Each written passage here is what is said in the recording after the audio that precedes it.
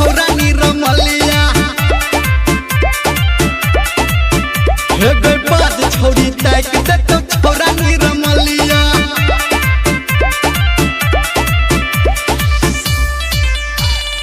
अभी आप सुन रहे हैं धर्मेंद्र निर्मलिया को।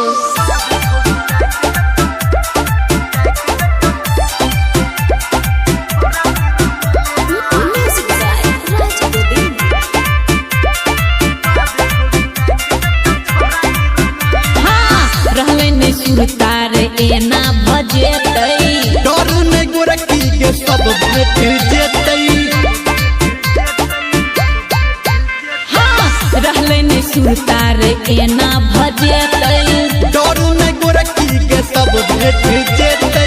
चल ठीक छे रे राइटर सन तू छै सुन पाँच बोलिया के तोहर स्वीट गेल पता कोना बोलिया छोड़ी ताक दे तो छोरा निरमलिया